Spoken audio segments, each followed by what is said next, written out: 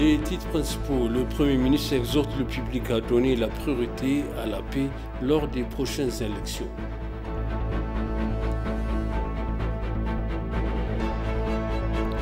L'ONU affirme que les femmes sont toujours sous-représentées dans la vie publique et le leadership.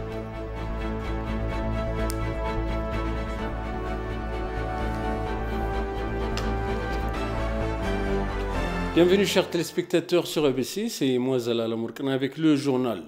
Le vice-premier ministre et ministre des Affaires étrangères de Maka Mokonnen a reçu hier à son bureau la nouvelle ambassadrice américaine Gita Parson. Les deux parties ont salué l'amitié de longue date entre les deux pays. Il a déclaré que les produits alimentaires et non alimentaires avaient été distribués à 3,8 millions de personnes dans l'État jusqu'à présent.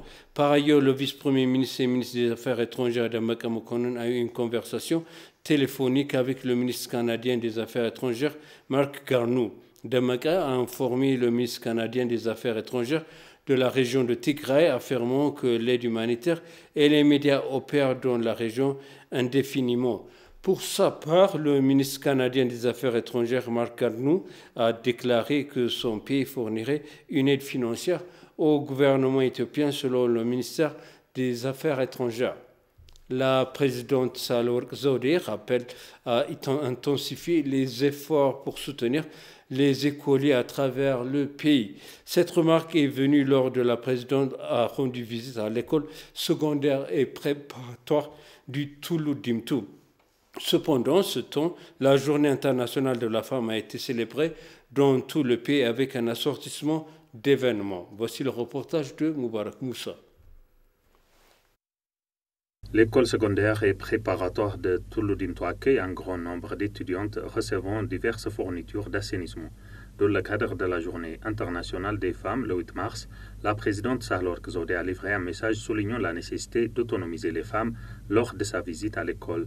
La présidente a félicité la communauté d'école pour son soutien multiforme aux étudiantes.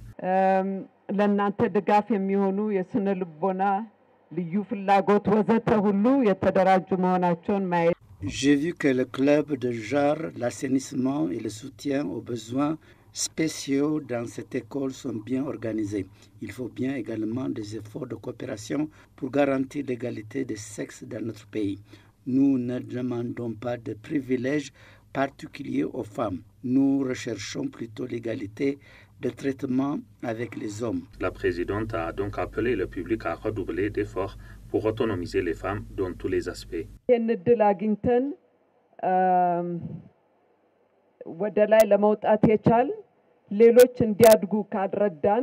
L'écart se creuse à moins que nous, les hauts fonctionnaires, ne contribuions à l'effort d'autonomisation. Le gouvernement s'est donc engagé à vous soutenir à mon bureau, recherche également des moyens supplémentaires pour vous aider à accéder à l'enseignement supérieur et à réussir. Nous ne voyons pas beaucoup de femmes au niveau universitaire. Cela doit être changé. Il y a une fausse perception que des secteurs comme la science et la technologie n'appartiennent pas aux femmes. Par ailleurs, la coordinatrice du club de genre à l'école, Massarat Nougoussé, a déclaré que ces motivations sont utiles pour renforcer la confiance des écolières. Nous avons organisé le club de genre dans notre école. Il y a environ 4 ans pour soutenir les élèves qui ont besoin d'aide. Ils reçoivent du matériel sanitaire et éducatif quand ils en ont besoin. De plus, les enseignants donnent des cours du tutorat à ces étudiants. Nous travaillons en coopération avec le public. La journée a été marquée par le ministère de la Défense et divers autres bureaux à travers le pays avec un assortiment d'événements. La présidente Sahle-Work Zewde s'entretient avec les envoyés du président Félix Tshisekedi de la République démocratique du Congo et actuel président de l'Union africaine. La délégation conduite par le professeur Alphonse Toumbe-Luwaba a également eu la semaine dernière des entretiens avec le ministre éthiopien de l'eau, de l'irrigation et de l'énergie, Selashie Bekele. La discussion s'est concentrée sur les négociations du grand barrage de la Renaissance hydroélectrique dans un effort pour aider toutes les parties impliquées à trouver une solution gagnant-gagnant. La présidente a réaffirmé l'engagement de l'Éthiopie à trouver une solution qui profite à toutes les parties concernées dans le cadre des solutions africaines aux problèmes africains.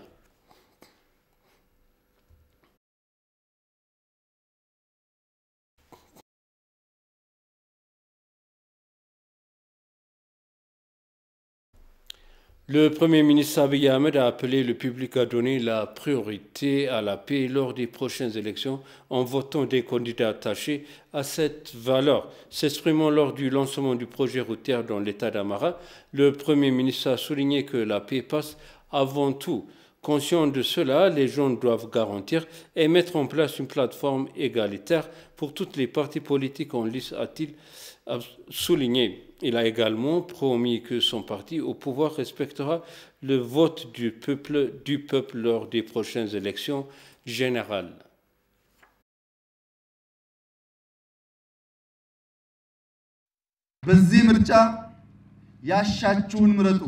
Lors de cette élection, élisez ce que vous voulez, mais je vous exhorte à donner la priorité à la paix et veillez à ce qu'une plateforme égale soit mise en place, tous les partis politiques que nous souhaitons. Alors que le monde célèbre la Journée internationale des femmes, une déclaration de la présidente de la Commission de l'Union africaine a déclaré à la Commission de l'Union africaine la partie est une condition préalable au succès de notre entreprise. La partie a ajouté le communiqué a été inclus non seulement dans notre acte constitutif, mais aussi dans les modalités des élections de l'Union africaine. Aujourd'hui, a-t-il déclaré, l'organe continental est heureux d'y parvenir dans les organes les plus élevés de son organisation. L'Union africaine a fait la l'égalité de sexe et de l'autonomisation des femmes l'une de ses priorités. Ceux-ci sont traduits par des engagements politiques au niveau des chefs d'État et de gouvernement, avec notamment la déclaration solennellement sur l'égalité des gens en Afrique, la politique des partis de la CUA et aujourd'hui le lancement de la stratégie de l'Union africaine pour l'égalité des genres et l'autonomisation des femmes 2018-2028 a conclu la communiqué.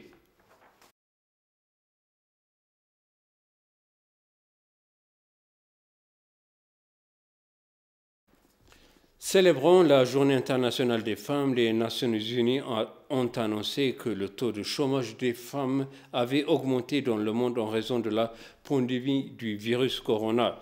Le secrétaire général des Nations unies, Antonio Guterres, a déclaré que les femmes sont les plus touchées par la pandémie à bien des égards. Selon le PDG d'une plateforme qui promeut les carrières des femmes de couleur, les pertes d'emploi aux États-Unis étaient particulièrement élevées chez les femmes noires et latino-américaines.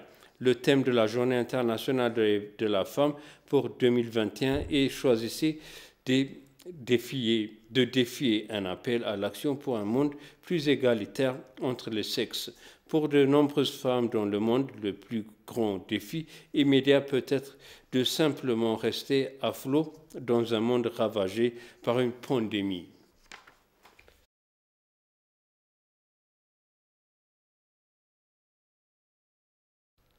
Je vous représente les titres principaux. Le Premier ministre exhorte le public à donner la priorité à la paix lors des prochaines élections.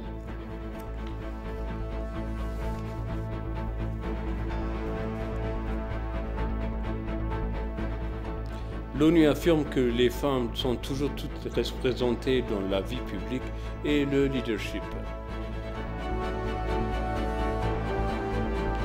Chers téléspectateurs, ainsi s'achève le journal. Merci de nous avoir suivis. Excellente suite de programme.